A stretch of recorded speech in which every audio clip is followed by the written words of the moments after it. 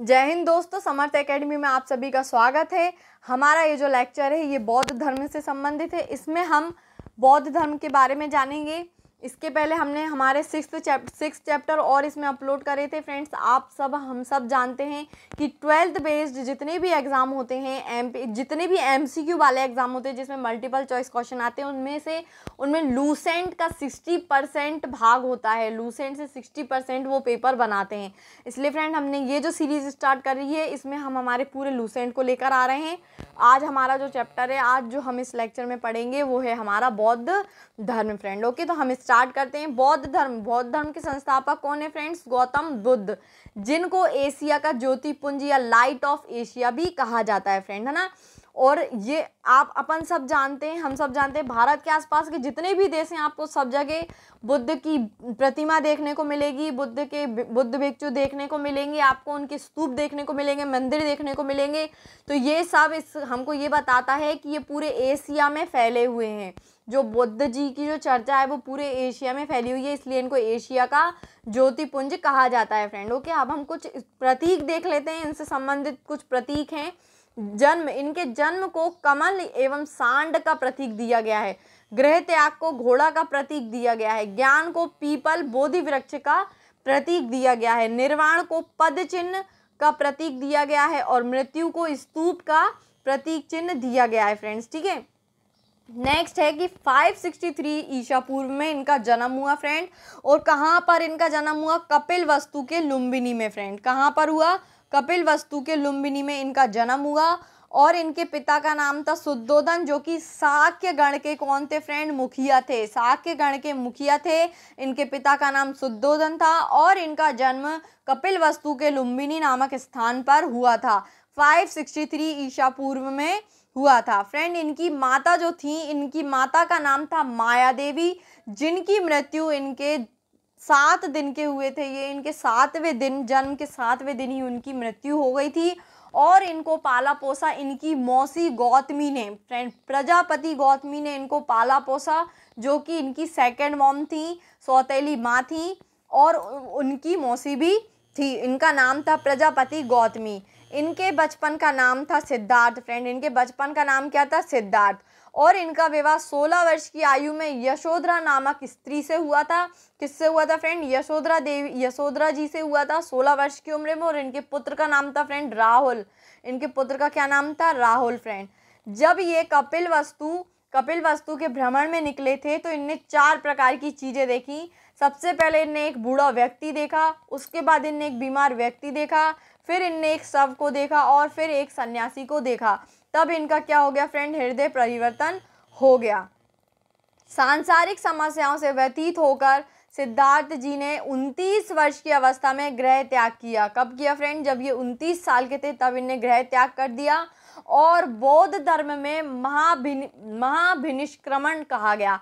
और इसी चीज को बौद्ध धर्म में क्या कहा जाता है? महाभिनिष्क्रमण कहा जाता है फ्रेंड। ठीक है, जब इनने 29 वर्ष की अवस्था में अपना घर छोड़ा तो उस चीज को बौद्ध धर्म में इस चीज को महाभिनिष्क्रमण कहा जाता है फ्रेंड। गृह त्याग करने के बाद सिद्धार्थ जी ने वैशाली के आलार कलाम से सांख्य दर्शन की शिक्षा ग्रहण की फ्रेंड। इनने कहाँ से सांख्य दर्शन की शिक्षा ग्रहण की फ्रेंड्स? आलार कलाम से, जो कि वैशाली में स्थित है। ठीक है, आलार कलाम सिद्धार्थ के प्रथम गुरु थे। कौन थे? आलार कलाम इनके कौन थे? सिद्धार्थ जी के प्रथम गुरु थे फ्रेंड। इनने जब गृह छोड़ा तो इनने वैशाली में आलार कलाम हैं, उनसे इनने क्या किया? सांख्य दर्शन की शिक्षा ग्रहण की। आलार कलाम के बाद सिद्धार्थ ने राजगीर के रुद्र करामपुत्र से शिक्षा ग्रहण की। आलार कलाम जी इनके प्रथम गुरु थे फ्रेंड। और नेक्स्ट इनके जो गुरु थे वो थे रुद्र करामपुत्र जी। कौन थे? रुद्र करामपुत्र जी, जो कि राजगीर के थे। उरुवेला में सिद्धार्थ को कौंडिन्य, वप्पा, भादिया, महानामा एवं अस्सागी नामक 5 साधक मिले। जिसमें से एक थे कौंडिन्य, एक थे वप्पा, भादिया, महानामा और अस्सागी। ये 5 साधक इनके कौन थे? इनके ये 5 व्यक्ति कौन थे, इनके साधक थे, जो कि इनको उरुवेला में मिले थे फ्रेंड। कहाँ मिले थे? उरुवेला में मिले थे।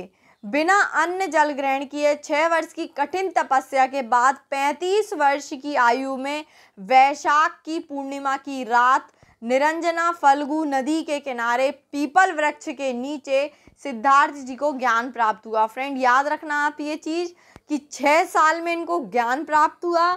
दूसरी बात, इनने अन्न और जल दोनों को छोड़ दिया था।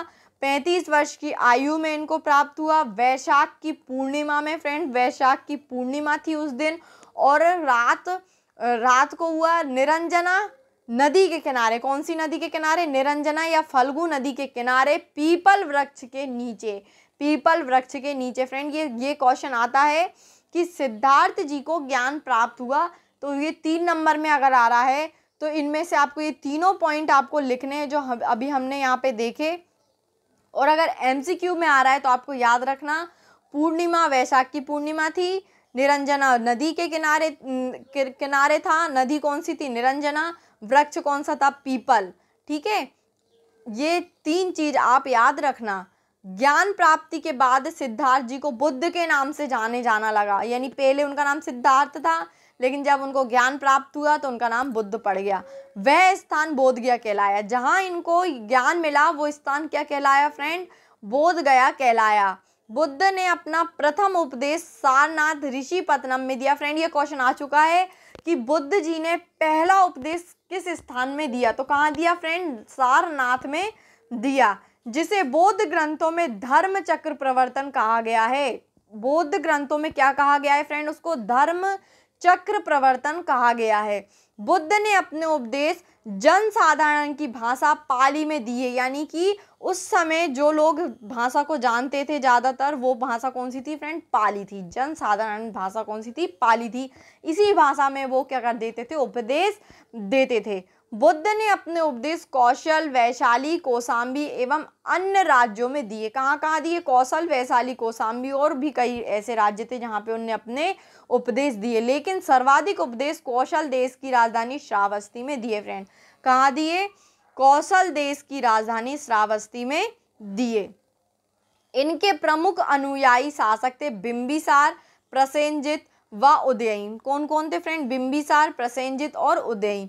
बुद्ध की मृत्यु 80 वर्ष की अवस्था में 483 ईसा पूर्व में कुशीनारा, जो कि देवरिया उत्तर प्रदेश में है, में चुंद द्वारा अर्पित भोजन करने के बाद हो गई। यानी कि चुंद नामक व्यक्ति ने उनको भोजन दिया और वो भोजन करने के बाद उनकी मृत्यु हो गई। ठीक है फ्रेंड, कितने वर्ष की उम्र थी इनकी? 80 वर्ष की उम्र थी। 483 ईसा पूर्व में हुई। कुशीनारा जो कि उत्तर प्रदेश देवरिया में स्थित है, वहां पर हुई। और फ्रेंड ये जो इनकी मृत्यु हुई इसको क्या कहा जाता है? महापरिनिर्वाण। क्या कहा जाता है फ्रेंड? महापरिनिर्वाण। ये क्वेश्चन आता है कि व्हाट इज महापरिनिर्वाण? महापरिनिर्वाण क्या होता है, ये आता है। ठीक है, मल्लों ने अत्यंत सम्मान पूर्वक बुद्ध का अंत्येष्टि संस्कार किया। यानी कि मल्लों ने उस समय क्या किया? इनका सम्मान पूर्वक क्या किया? इनको दाह संस्कार, अंत्येष्टि संस्कार किया। एक अनुश्रुति के अनुसार मृत्यु के बाद बुद्ध के शरीर के अवशेषों को 8 भागों में बांटकर उन पर 8 स्तूपों का निर्माण करवाया। यानी कि एक अनुश्रुति है जिसमें हमको ये बताया गया है कि उनके अवशेषों को 8 भागों में बांटा और उन 8 जगहों पर 8 स्तूप बनवाए गए। बुद्ध के जन्म एवं मृत्यु की तिथि को चीनी परंपरा के कैंटोन अभिलेख के आधार पर निश्चित किया गया है। उनकी मृत्यु और जन्म दोनों किस तिथि के अनुसार रखी गई है? चीनी परंपरा के कैंटोन अभिलेख के आधार पर। ठीक है, यानी कि हमको ये जो कंटेंट मिला, जो हमको ये जानकारी मिलती है, ये चीनी परंपरा के कैंटोन अभिलेख से मिली है। ठीक है, बौद्ध धर्म के बारे में हमें विशद ज्ञान त्रिपिटक कौन कौन से फ्रेंड? विनय पिटक, सूत्र पिटक और अभिधम्म पिटक से प्राप्त होता है। फ्रेंड याद रखना ये चीज, त्रिपिटक कौन कौन से? विनय पिटक, सूत्र पिटक, अभिधम्म पिटक, है ना। ये क्वेश्चन भी पूछा जाता है। क्या आता है क्वेश्चन? किस प्रकार का आएगा कि बौद्ध धर्म के बारे में हमें जानकारी निम्न में से किस में से नहीं मिली है। तो आपको ये 3 पिटक दे दिए जाएंगे और एक कोई सा भी पिटक दे दिया जाएगा, तो आपको बताना है कि चौथा कौन सा नहीं है। ठीक है, तीनों पिटकों की भाषा कौन सी थी फ्रेंड? पाली थी। कौन सी भाषा थी? पाली थी। बौद्ध धर्म मूलतः अनीश्वरवादी है। कैसा है? अनीश्वरवादी है। इसमें आत्मा की परिकल्पना नहीं है। लेकिन फ्रेंड हमने पढ़ा था जैन धर्म में आत्मा की परिकल्पना होती है ना, इसमें नहीं होती। इसमें क्या होता है? पुनर्जन्म, यानी कि सॉरी फ्रेंड, इसमें क्या होता है? पुनर्जन्म के बारे में, इसमें पुनर्जन्म के बारे में हमें पुनर्जन्म की मान्यता होती है इसमें, है ना फ्रेंड? किसकी होती है? पुनर्जन्म की मान्यता होती है। तृष्णा को क्षीण हो जाने की अवस्था को ही बुद्ध ने निर्वाण कहा है। क्या है? तृष्णा को क्षीण हो जाने की अवस्था को ही बुद्ध ने निर्वाण कहा है। यानी कि जब हमारी जो तृष्णा है वो क्षीण हो जाती है तो वो क्या कहलाती है? निर्वाण कहलाती है। विश्व दुखों से भरा है। विश्व कैसा है? दुखों से भरा है का सिद्धांत बुद्ध ने उपनिषद से लिया है। ये जो सिद्धांत है ये उनने कहाँ से लिया है? उपनिषद से लिया है। बुद्ध के अनुयायी दो भागों में विभाजित हैं फ्रेंड, है ना? कौन कौन से? भिक्षुक और उपासक। भिक्षुक कौन से? बौद्ध धर्म के प्रचार के लिए जिन्होंने संन्यास ग्रहण किया उन्हें भिक्षुक कहा।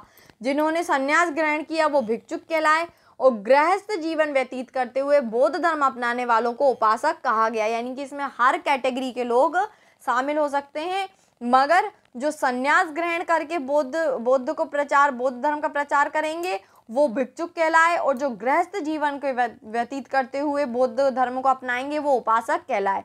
बौद्ध संघ में सम्मिलित होने के लिए न्यूनतम आयु सीमा कितनी है फ्रेंड? 15 वर्ष है। बौद्ध संघ में प्रविष्टि होने का उपसंपदा कहा जाता है। क्या कहा जाता है? उपसंपदा कहा जाता है। किसको? बौद्ध संघ में प्रविष्टि होने को, है ना? बौद्ध धर्म के त्रिरत्न कौन कौन से? बुद्ध, धम्म और संघ। धम्म मतलब यहाँ पे धर्म से संबंधित है, ठीक है फ्रेंड। यहाँ पे 4 संगीति बैठी, बौद्ध सभाएं 4 जगह हुई। कब हुई? पहली 483 ईसा पूर्व में राजगृह स्थान पर, जिसके अध्यक्ष थे महाकश्यप, और शासनकाल किसका था? अजात शत्रु का था। 383 ईसा पूर्व में दूसरी हुई, स्थान वैशाली था, अध्यक्ष सभाकामी थे, और शासनकाल कालाशोक के समय हुआ।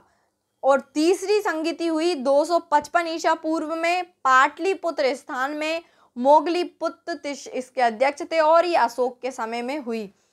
और ईसवी जो प्रथम शताब्दी थी उस समय कुंडलवन स्थान में हुई। वसुमित्र अश्वघोष इसके कौन थे? अध्यक्ष थे, और कनिष्क के शासनकाल में हुई फ्रेंड। चतुर्थ बौद्ध संगति के बाद बौद्ध धर्म 2 भागों यानी हीनयान और महायान में विभाजित हो गए, जिस प्रकार से जैन धर्म भी 2 भागों में विभाजित हो गया था, दिगंबर और श्वेतांबर। बौद्ध धर्म के महायान संप्रदाय का आदर्श बोधिसत्व है। क्या है? संप्रदाय इसका आदर्श बोधिसत्व, यानी कि हमेशा सत्य बोलना। बोधिसत्व दूसरे के कल्याण को प्राथमिकता देते हुए अपने निर्वाण में विलंब करते हैं। क्या करते हैं? दूसरों का कल्याण पहले, फिर उसके बाद में कोई और कार्य, है ना? हीनयान का आदर्श अरहत पद को प्राप्त करना है। क्या है? अरहत पद को प्राप्त करना है। जो व्यक्ति अपनी साधना से निर्वाण की प्राप्ति करते हैं उन्हें ही अरहत कहा जाता है फ्रेंड, ठीक है। निर्वाण की जो प्राप्ति करते हैं उन्हें ही अरहत कहा जाता है। धार्मिक जुलूस का प्रारंभ सबसे पहले बौद्ध धर्म के द्वारा प्रारंभ किया गया। किसके समय प्रारंभ किया गया? बौद्ध धर्म के समय में धार्मिक जुलूस का प्रारंभ। बौद्धों का सबसे पवित्र त्योहार वैशाख पूर्णिमा है। हम सब जानते हैं वैशाख की पूर्णिमा को ही उन्हें ज्ञान प्राप्त हुआ था, जिसे बुद्ध पूर्णिमा के नाम से जाना जाता है। किस नाम से जाना जाता है फ्रेंड? बुद्ध पूर्णिमा से जाना जाता है। इसका महत्व इसलिए है कि बुद्ध पूर्णिमा के ही दिन बुद्ध का जन्म, ज्ञान की प्राप्ति एवं महापरिनिर्वाण की प्राप्ति हुई, यानी कि उनकी मृत्यु भी उसी दिन हुई, ज्ञान भी उसी दिन हुआ और जन्म भी उसी दिन हुआ। बुद्ध ने सांसारिक दुखों के संबंध में 4 आर्य सत्यों का उपदेश दिया। फ्रेंड ये क्वेश्चन भी आ चुका है कि 4 आर्य सत्य लिखने हैं हमको। ये 3 नंबर में आया था। दुख, दुख समुदाय, दुख निरोध और दुख निरोधी निरोधगामिनी प्रतिपदा, ठीक है। बुद्ध ने सांसारिक दुखों के संबंध में 4 आर्य सत्यों का उपदेश दिया, और वो थे दुख, दुख समुदाय, दुख निरोध और दुख निरोधगामिनी प्रतिपदा, ठीक है। इन सांसारिक दुखों से मुक्ति हेतु बुद्ध ने अष्टांगिक मार्ग की बात कही है। किसकी? अष्टांगिक मार्ग कौन कौन से?